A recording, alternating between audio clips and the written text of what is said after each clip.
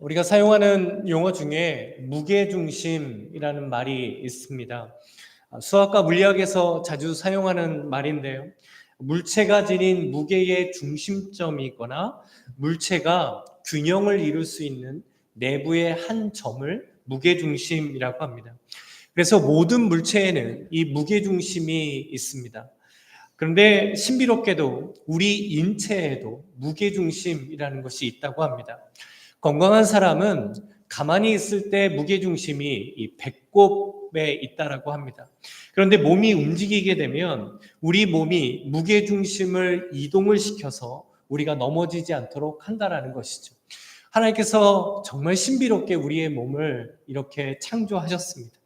그래서 어떤 물체의 무게중심이 잘못되면 균형을 잃어버리고 넘어지게 됩니다. 우리 인체의 무게중심이 잘못되면 우리 몸에 질병이 생기게 된다라고 합니다. 뿐만 아니라 우리들이 살아가는 생활에도 무게중심이라는 것이 있습니다. 이 무게중심이 우리 인생에 참 중요한 이유가 있는데요. 내가 무게중심을 어디에 두고 살아가느냐에 따라서 내 삶의 우선순위가 결정이 되고 내 삶의 방향이 그리고 목적이 결정되기 때문입니다. 한 가지 예를 들어보죠. 오페라와 이 뮤지컬의 차이점은 무게중심을 어디에 두느냐에 따라 달라진다라고 합니다. 오페라는 드라마가 있는 음악이라고 하고 뮤지컬은 음악이 있는 드라마라고 합니다. 그러니까 오페라의 무게중심은 음악에 있고 뮤지컬의 무게중심은 드라마에 있는 것이죠. 그래서 음악의 무게중심이 있는 이 오페라는 성악가의 음성을 그대로 전달해야 하기 때문에 마이크를 사용하지 않습니다. 하지만 뮤지컬은 드라마의 무게중심이 있기 때문에 그 앞에서 가사 전달이나 감정 표현을 세밀하게 끝까지 전달해야 하기 때문에 마이크를 사용하게 되죠. 그래서 오페라 가수라고 하고 뮤지컬 배우라고 합니다. 우리는 각자마다 자기 인생의 무게중심을 가지고 살아갑니다. 그 무게중심을 어디에 두느냐에 따라서 내가 지금 어디에 힘을 쓰며 살고 있는지, 지금 내 인생에서 가장 중요한 것은 무엇인지가 결정이 되는 것이죠. 그리스도인의 신앙생활에도 무게중심이라는 것이 있습니다. 오늘 본문은 그리스도인의 신앙생활에 있는 이 무게중심에 대해 우리에게 말씀해 주시는 성경 말씀인데요. 사도 바울이 지금 편지를 쓰고 있는 로마 교회는 민족적으로 문화적으로 굉장히 다양한 배경을 가진 사람들이 모인 교회였습니다. 그런데 이 로마 교회에 큰 갈등이 일어나게 되는데요. 그 갈등이 일어났던 두 가지의 문제가 있었습니다. 첫 번째 갈등의 원인은 특정한 음식을 먹을 것이냐 먹지 않을 것이냐의 문제였습니다. 도대체 교회에서 어떤 음식 때문에 이런 갈등이 일어나게 된 것일까요? 로마 사회에서 우상에게 드리는 제사는 사회적으로 종교적으로 그들의 삶의 중심에 있었습니다. 그래서 이방 신전에서 우상에게 제사를 드렸던 제물은 일부는 불태우고 나머지는 시장에 내다 팔도록 했습니다. 그런데 로마 교회 안에는 시장에서 유통되는 제사를 드렸던 고기를 포함한 모든 음식들을 먹을 수 있다라고 하는 사람과 이 음식들은 절대 먹으면 안 된다라고 거부하는 사람들이 있었던 것이죠. 특별히 유대인 출신 그리스도인들은 랍비들의 감독하에 죽인 동물들의 고기만을 먹고자 했습니다. 이것을 코쉐르라고 불렀는데요. 당시 로마 사회에서 이 코쉐르 고기를 찾는다는 건 너무나 어려운 일이었습니다.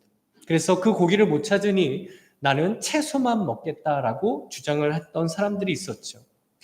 이렇게 음식의 문제로 인해서 서로가 서로의 신앙을 비판하는 그리고 교회 안에 갈등이 일어나게 되었습니다.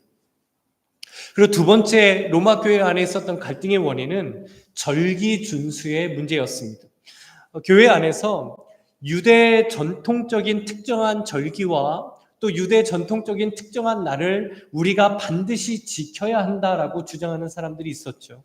그런데 반대로 특정한 정기나 특정한 날은 이제 더 이상 우리에게 중요하지 않다. 그런 날을 굳이 지키지 않아도 된다라고 주장하는 사람들이 있었습니다. 그렇다 보니 이 두 주장이 서로에 대한 신앙을 비난하게 했고 교회 안에 갈등을 야기시키게 된 것이죠.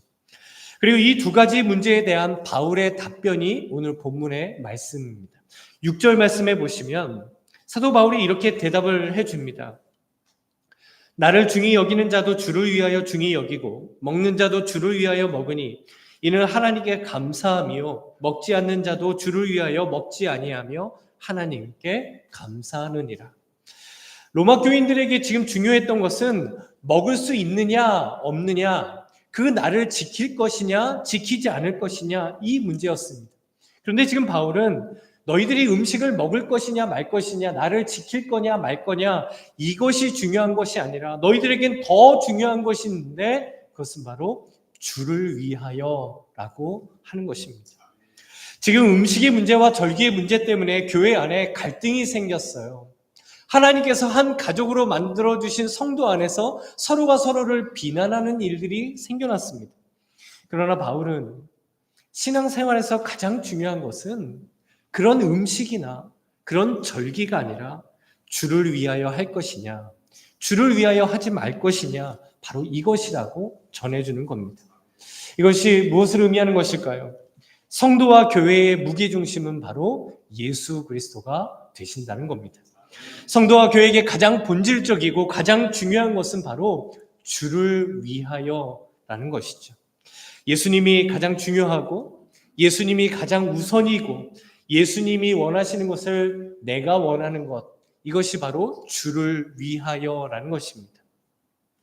그래서 말씀을 준비하면서 이 무게중심에 대한 자료들을 찾아보다가 무게중심과 긴밀하게 연결되는 두 가지의 원리가 있다는 것을 알게 됐는데요. 첫 번째는 무게중심과 균형이고 두 번째는 무게중심과 안정성입니다.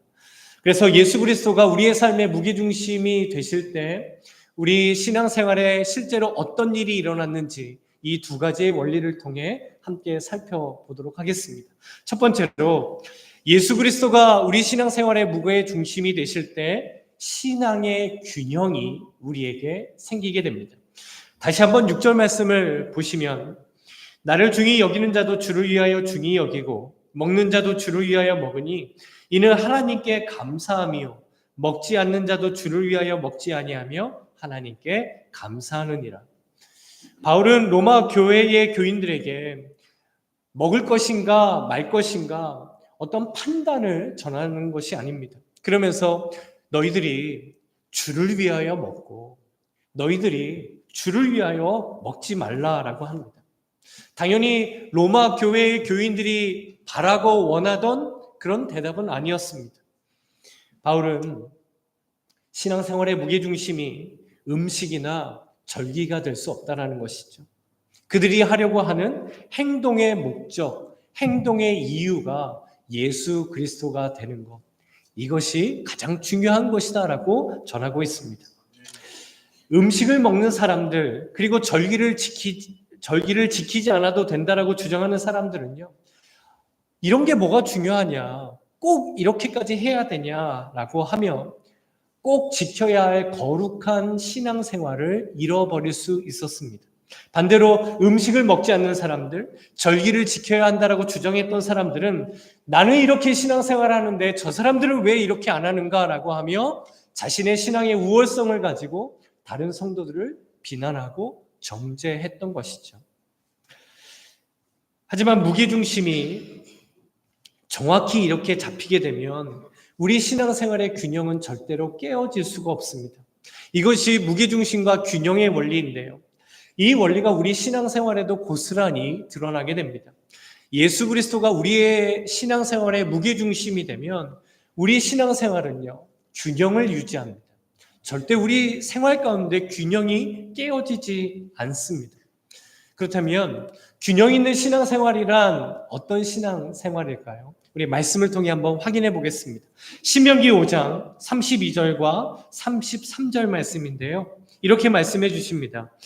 그런즉 너희 하나님 여호와께서 너희에게 명령하신 대로 너희는 삼가 행하여 좌로나 우로나 치우치지 말고 너희 하나님 여호와께서 너희에게 명령하신 모든 도를 행하라. 그리하면 너희가 살 것이요 복이 너희에게 있을 것이며 너희가 차지한 땅에서 너희의 날이 길리라. 아멘. 균형은 좌로나 우로나 치우치지 않는 것이다 라고 말씀하십니다. 그리고 좌로나 우로나 치우치지 않기 위해서 우리가 무엇을 해야 하는지 이렇게 말씀해 주시죠. 너희 하나님 여호와께서 너희에게 명령한 모든 도를 행하라. 결국 이 말씀은 하나님께서 주신 말씀을 따라 하나님께서 우리에게 주신 그 말씀에 순종하며 살라라는 말씀입니다.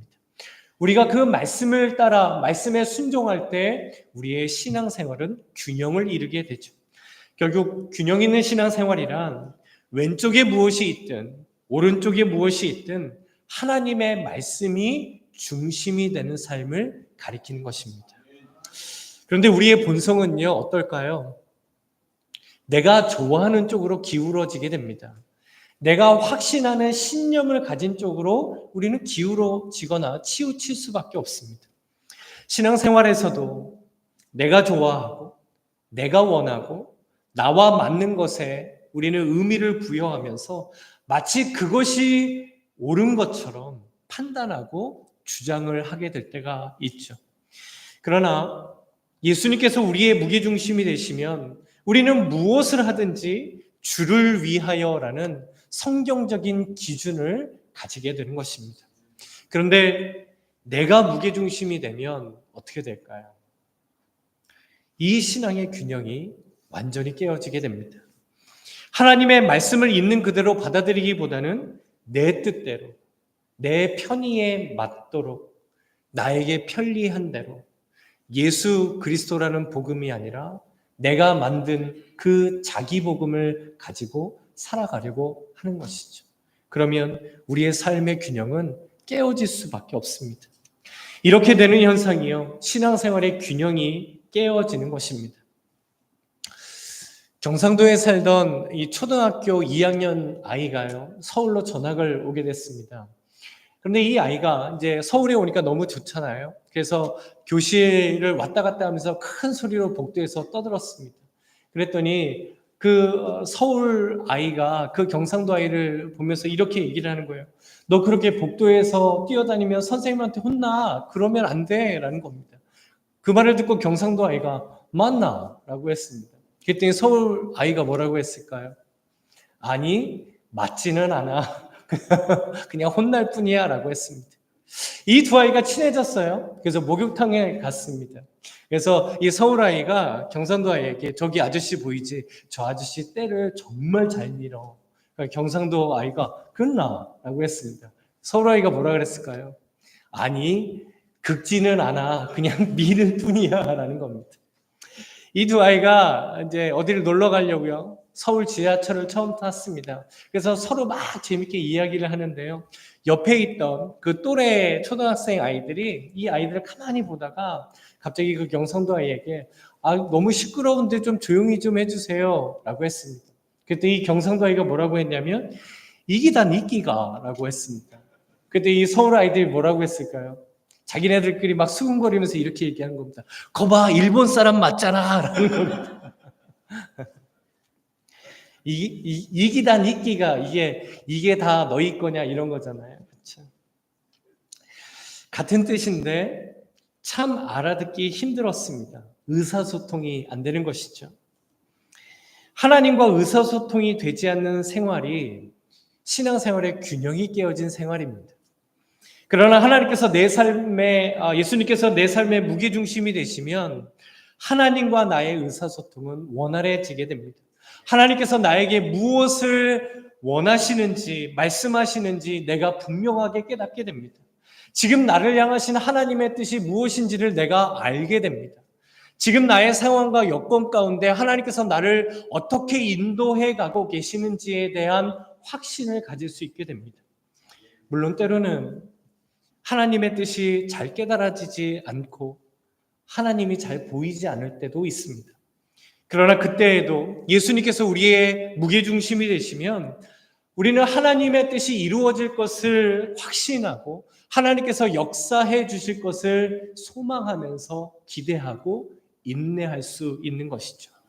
이것이 예수 그리스도가 무게중심이 될 때 찾아오는 신앙생활의 균형이라는 것입니다. 그러니까 우리에게 중요한 것은 내가 무엇을 하느냐, 이것이 중요한 것이 아니라 내가 이것을 왜 하느냐, 내가 이것을 무엇을 위해 하느냐가 우리에게는 중요한 것입니다. 그 행동의 목적과 선택의 이유가 예수 그리스도가 되시는 것, 이것이 바로 균형 있는 신앙생활입니다. 그런데 이 신앙생활의 균형이 깨어질 때가 있습니다. 언제 깨어질까요? 무게중심이 예수님이 아니라 내가 무게중심이 될 때입니다. 예수님이 무게중심이 되시면 먹어도 주를 위하여, 먹지 않아도 주를 위하여가 됩니다. 그런데 내가 무게중심이 어떻게 될까요? 먹어도 나를 위하여, 먹지 않아도 나를 위하여가 되는 것입니다. 지난주 점심 메뉴가 잔치국수였죠. 제가요, 정말 아무리 배불러도 한 번 더 먹을 수 있는 음식이 잔치국수입니다. 그만큼 제가 잔치국수를 좋아하는데요. 지난주에도 제가 2번이나 먹었어요. 그랬더니 권사님들이 다시 이제 또 먹으러 오지 말라고 젓가락이 들어가지 않을 정도로 아주 국수를 이만큼 담아주셔서 너무 감사하게 먹었습니다. 제가 한국에서 사역을 할 때 교회에는 점심 메뉴가 1년 365일 정해져 있었어요. 국수였습니다. 국수. 그런데 이 국수가 얼마나 오묘한 음식이냐면요. 교회에서 매주 똑같은 재료를 준비해드려요. 그런데 구역마다 돌아가면서 이 국수를 만드시는데요. 구역마다 맛이 다 다릅니다. 그렇죠? 그런데 다른 이제 교육자분들이나 일부 성도님들은 맨날 똑같은 거 먹으니까 지겹다라고 하시는데요. 저는 매주가 너무너무 행복하게 감사하게 그렇게 잔치국수를 먹었습니다. 그런데요, 제가 이렇게 좋아하던 국수를 다 토해내고 싶었던 일이 한번 있었습니다. 제가 그때 중고등부를 섬기고 있었는데 아이들과 함께 친구 초청주일이라는 것을 했습니다. 아이들과 함께 기도하면서 정말 열심히 준비해서 친구를 교회로 데리고 오는 주일이었습니다. 하나님께서 너무나 큰 은혜를 주셔서요. 정말 많은 아이들이 그날 교회에 왔습니다. 교회 중고등부가 생긴 이래로 가장 많은 아이들이 왔었다고 해요. 그래서 저나 선생님들이나 아이들이 너무너무 기뻐했습니다. 이 중고등부 예배가 어른 예배보다 조금 일찍 끝나기 때문에 늘 이 아이들이 먼저 국수를 먹게 됐어요. 그런데 그 주는 아이들이 너무 많이 왔잖아요. 그러니까 아이들이 국수를 많이 먹게 된 겁니다. 또 한창 먹을 때니까 아이들이 정말 많이 먹었겠죠.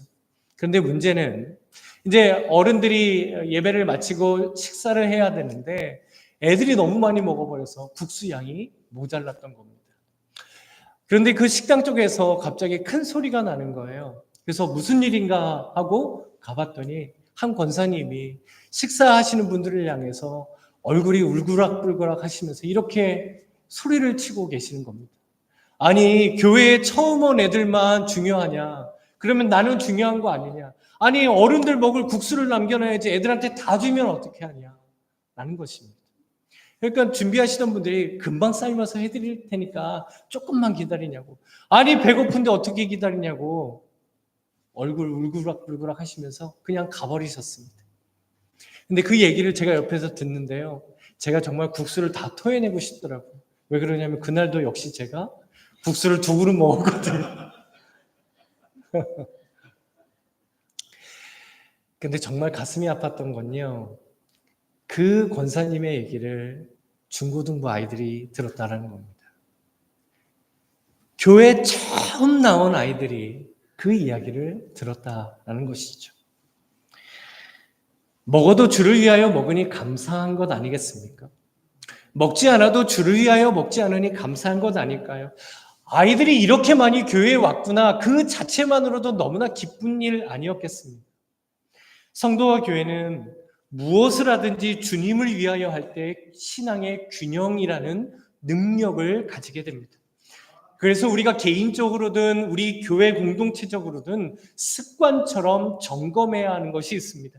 지금 이것을 주님을 위하여 하고 있나?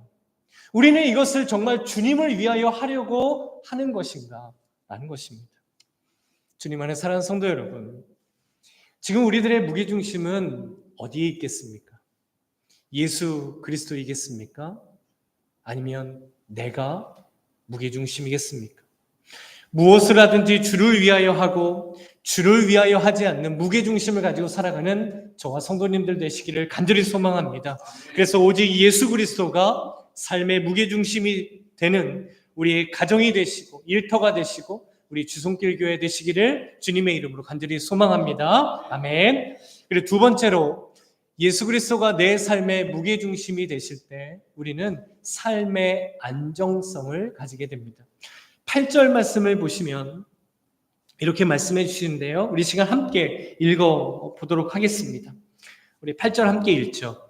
우리가 살아도 주를 위하여 살고 죽어도 주를 위하여 죽나니 그러므로 사나 죽으나 우리가 주의 것이로다. 아멘. 삶과 죽음의 문제만큼 우리에게 큰 문제는 없습니다. 그런데 사는 것과 죽는 것만큼 우리가 어떻게 할 수 있는 문제도 없죠. 내 의지로 내 인생을 한번 헤쳐나가 보려고 하지만 우리들의 계획은 늘 틀어집니다. 문제가 생기죠. 난감해질 때가 있습니다. 그러나 이 인생의 여정 속에서 예수 그리스도가 무게중심이 되실 때 우리의 삶은 안정된 삶이 됩니다. 그 이유가 무엇일까요? 8절 말씀에 이렇게 말씀해 주십니다. 그러므로 사나 죽으나 우리가 주의 것이니라. 우리가 예수님의 것이기 때문입니다. 하나님의 전적인 은혜로 우리는 예수 그리스도를 통해 영원한 생명을 주시는 구원을 얻었습니다. 그리고 예수님께서는 우리를 자신의 소유로 만드시기 위하여 하나님이셨지만 인간의 몸으로 이 땅에 내려오셨습니다. 그리고 그 인간의 몸으로 조롱과 멸시를 당하셨고 고통과 핍박을 참으셨고 십자가에서 죽기까지 자신의 모든 것을 내어주셨습니다. 이렇게 예수님께서 사랑을 통하여 소유해 주신, 사랑을 통하여 너는 내 것이다 라고 선언해 주신 대상이 바로 저와 성도님들이라는 것이죠. 그래서 예수님을 믿는 그리스도인의 신앙 고백은요, 예수님은 나의 주님이십니다 라는 고백입니다. 예수님께서 이 교회를 세우신 신앙 고백이 있습니다. 주는 그리스도시요 살아계신 하나님의 아들이시니이다 라는 신앙 고백입니다. 가장 먼저 뭘 고백했죠? 주라는 것입니다. 이것은 예수님이 나의 주님이 되신다라는 고백인 것이죠. 예수님이 나의 주님이 되신다라는 이 고백은요, 예수님이 나를 구원해 주신 그리스도 구원자라는 것을 믿는 것입니다. 또한 예수님이 하나님께서 우리를 위하여 이 땅에 보내신 참된 구원자라는 것을 믿는 것입니다. 진노의 자녀였고 하나님의 심판으로 영원히 죽을 수밖에 없는 존재가 우리들이었습니다.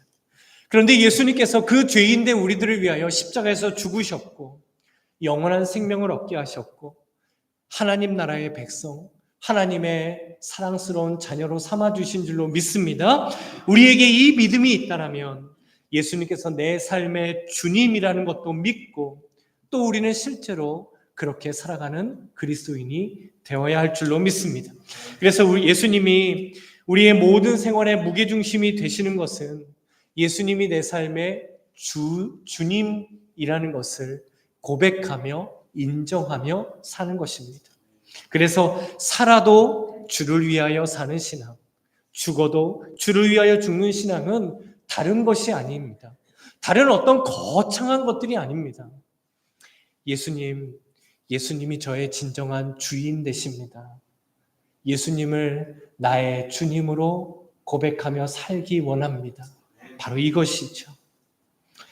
그래서 그 나의 주님이신 예수님 때문에 우리의 삶에 평안을 누리게 되고, 그래서 우리의 삶은 쉼을 얻으며 그 주님 때문에 안정을 누릴 수 있게 되는 것입니다. 주 안에 사랑하는 성도 여러분, 우리는 주님의 것인 줄로 믿습니다. 아멘. 예수님이 내 삶의 무게중심이 되실 때 우리는 그래서 이 땅에서 가장 안정된 삶을 살아갈 수 있는 것이죠. 우리가 오해하거나 착각하지 않아야 합니다. 내 상황과 여건이 안정되거나 내 삶의 미래를 보장해 줄 수 있는 어떤 자격과 조건을 갖추었기 때문에 안정된다라는 것이 아닙니다. 내 영혼이 안정된다라는 것이죠. 주변에 이런 분들 많이 볼 수 있습니다. 아무리 남들이 부러워할 만한 그런 상황 속에서 살아가지만 영혼이 안정되지 못해서 늘 불안하고 피폐하게 살아가는 분들을 많이 봅니다. 그런데 혹시 우리가 예수님 나는 주님의 것입니다 라고 말은 하지만, 생각은 하지만 실제 살아갈 때는 내 인생은 나의 것, 내 물질도 나의 것, 내 시간도 나의 것, 내 모든 것도 나의 것, 그리고 그 중에 일부만 주님의 것이라고 하며 우리가 살아가고 있지는 않겠습니까? 내 삶의 모든 것의 주인은 내가 아니라 우리 주 예수 그리스도이신 줄로 믿습니다. 이것을 진정으로 고백하는 것이 바로 자기 부인이라는 것이죠. 그래서 8절에 살아도 주를 위하여 죽어도 주를 위하여 사나 죽으나 우리가 다 주의 것이다 라는 것은, 이 말씀의 의미는요, 내가 살아가는 모든 것이 주님 때문입니다 라고 고백하는 신앙입니다. 이것이 예수님이 무게중심이 되는 성도가 가장 안정된 삶을 살아갈 수 있는 영적인 원리인 것이죠. 왜냐하면 주님 때문에라는 이 무게중심이 우리에게 있을 때 모든 순간에 우리는 예수님 때문에 힘을 얻고, 예수님 때문에 위로받고, 예수님 때문에 감사하며 언제나 예수님을 붙들 수 있기 때문입니다. 2주 전에요, 제 눈을 의심하는 이메일 한 통을 받게 됐습니다. 저희 막내 선생님한테 온 이메일인데요. 제목이 이랬어요. Congratulations. 지은이가, 엘리가 상을 받게 됐어요 라는 겁니다. 제가 깜짝 놀랐어요. 왜 놀랐을까요? 지은이가요, 이제껏 상을 받은 적이 한 번도 없거든요. 그리고 이 장애가 있는 아이들이 있는 이 스페셜 클래스룸에는 이 상이라는 개념이 없습니다. 왜냐하면 공부라는 개념이 없기 때문에 그래요. 그래서 웬 이메일인가라고 이제 천천히 봤더니 정말 지은이 엘리 이름 앞으로 온 겁니다. 그래도 다른 상이 아니라 무슨 상을 받았을까 이렇게 보면서 제가 더 깜짝 놀랐어요. 지은이가 공부를 잘해서 4.0 이상의 그레이드를 받았기 때문에 상을 준다라는 겁니다. 제가 되게 의아했던 거예요. 저희 막내는 학교에서 공부를 안 해요. 그냥 이렇게 가서 이렇게 펀하게 놀고 그냥 지내는 게 이 아이의 생활인데, 학교에서 공부를 잘했다라고 상을 준다라는 겁니다. 그래서 제가 제 아내를 불렀죠. 여보, 이런 이메일이 왔어. 그러니까 저희 아내도 보고 놀라는 겁니다. 그래서 저희가 처음에는 의심을 했어요. 여보, 이거 스캠인지 잘 봐봐. 이거 뭔가 우리를 속이는 이메일일지도 몰라 라고 했습니다. 근데 천천히 읽어보니까 정말 막내가 잘했다라고 주는 겁니다. 지금도 이해가 될 수가 없어요. 그래서 선생님한테 차마 물어보지를 못했습니다. 물어보면 다시 잘못됐어요. 뺏어갈까봐 물어보지 못하고 있습니다. 그런데요, 그거를 보는데 정말 큰 감동이 몰려왔습니다. 하나님, 이렇게 잘 크는 것만도 감사한데 이렇게 상까지 받게 하시니 하나님 너무 감사합니다 라고 했습니다. 그래서 저희가 너무 기뻐하니까요, 막내가 저희한테 자기 상 받았으니까 파티를 열어달라는 것입니다. 그래서 내가 뭘 못 해주겠냐, 파티 하자라고 하니까 언니 오빠가 토요일날 올라오니까 토요일날 파티를 하자는 겁니다. 그러면서 자기가 먹고 싶은 음식 하나를 사달라는 거예요. 그래, 뭐든지 사줄게 라고 했더니 한국식 치킨을 사달라는 겁니다. 그래서 토요일날 이제 언니 오빠가 다 모였어요. 그래서 또 자기가 원하는 이게 치킨을 사서 이렇게 딱 둘러 앉았는데 먹으려고 하는데 지은이가 이렇게 얘기하는 겁니다. 언니 오빠한테 이 치킨 왜 먹는 줄 알아? 내가 상 받아서 먹는 거야 라고 얘기하는 겁니다. 그래서 또 엄마 아빠인 저희들한테도 빨리 언니 오빠한테 계속 얘기하라는 거예요. 이 치킨 너희들 때문에 주는 게 아니라 막내 지은이가 상 받아서, 그것도 공부 잘해서 상 받아서 이렇게 너희들 먹는 거야 라는 겁니다. 막내가 왜 계속 그거를 얘기할까요? 그냥 먹지 말고 고마워하고, 나한테 고마워하고, 나한테 감사하며 이 치킨 뜯어 드셔라, 이제 그런 거죠.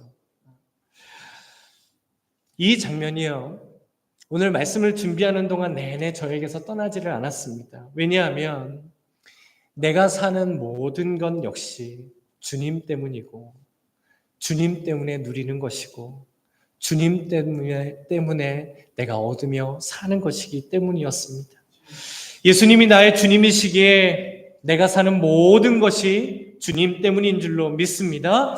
내가 주님 때문에, 내가 주님의 것이기 때문에 은혜를 누린다라는 것을 우리가 잊지 않아야 합니다. 지금 내가 이 은혜를 누리는 것도 주님 때문이구나. 이 축복을 누리는 것도 주님 때문이구나. 내가 이렇게 살아가는 모든 것도 주님 때문이구나. 주님의 은혜 없이는 내가 이렇게 살아갈 수 없구나라는 것을 고백하는 것입니다. 여기서 성경에 나오는 한 장면이 떠올랐습니다.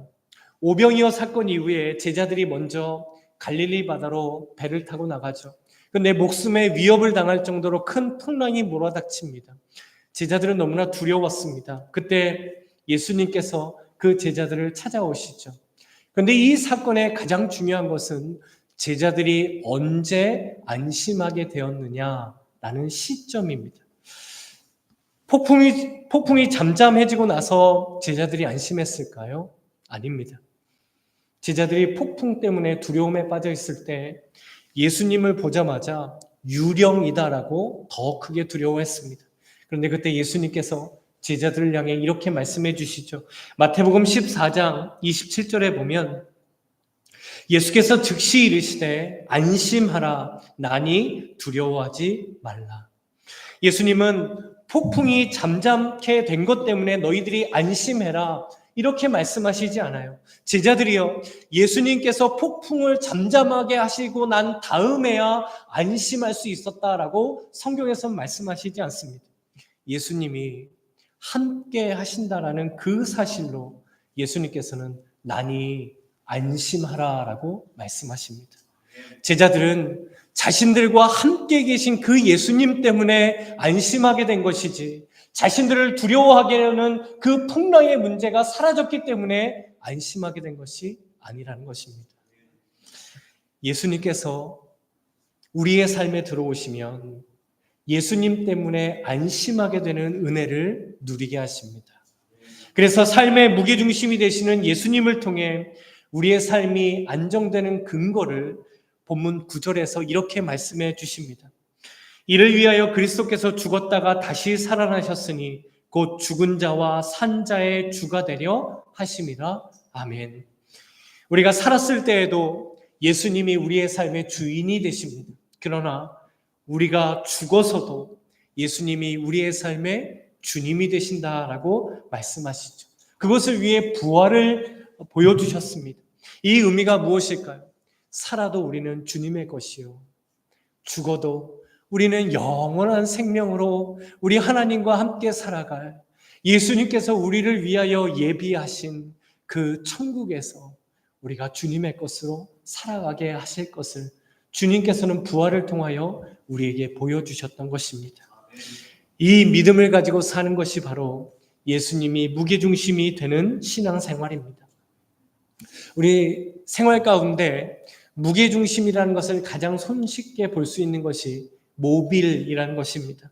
주로 갓난아이들이 누워있을 때 이렇게 머리 위에 이렇게 움직이는 모빌을 많이 걸어주잖아요. 이 모빌은 1923년에 알렉산더 콜더라는 미국의 조각가가 처음 만든 것이었습니다. 이 조각가가 모빌이라는 이 말을 처음 사용하면서 모빌 작품을 만들 때 이런 말을 남겼습니다. 나는 작은 끝부터 시작한다. 그리고 무게중심을 찾았다는 생각이 들 때까지 균형을 잡아간다. 무게중심은 단 한 군데에만 존재하기 때문에 매우 정확해야 한다. 무게중심은 단 한 군데에만 존재하기 때문에 매우 정확해야 한다는 것입니다. 무게중심이라는 것은 여러 군데에 존재할 수 없듯이 우리 신앙생활의 무게중심은 여러 군데 존재할 수가 없습니다. 우리 신앙생활의 무게중심이 여러 대상이 될 수가 없습니다. 오직 예수 그리스도만이 우리의 삶의 무게중심이신 줄로 믿습니다.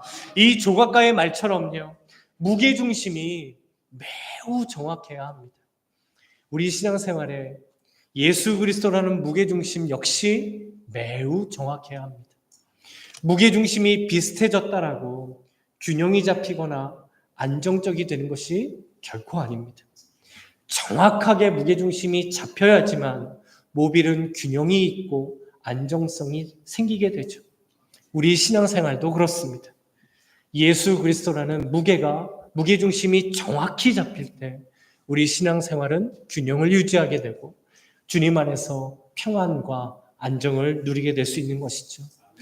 주님 안에 사랑하는 성도 여러분, 무엇을 하든지 주를 위하여 생각하고 무엇을 하든지 주를 위하여 선택하고 주를 위하여 섬기고 주를 위하여 헌신하고 주를 위하여 기뻐하고 주를 위하여 아파하고 주를 위하여 슬퍼도 하는, 이렇게 오직 주님을 위하여 살아가는 우리 모두가 되기를 간절히 소망합니다.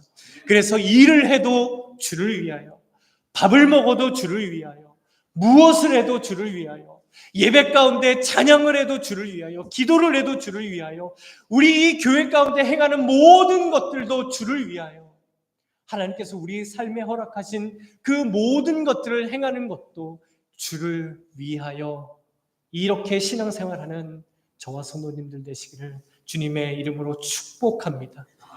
세상 사람들은요, 자꾸 우리에게 이렇게 얘기를 해요. 다른 것들이 우리의 삶의 무게중심이 된다라고 합니다. 예수 그리스도 말고 다른 것들을 네 삶의 무게중심으로 잡아야 삶을 잘 살 수 있고 안정되고 그런 삶을 살 수 있다라고 얘기합니다. 그러나 우리는 그런 세상을 향해 이렇게 선포하는 사람들입니다. 그것들이 내 삶의 무게중심이 아니라 내 삶의 무게중심은 오직 예수 그리스도 뿐인 것입니다.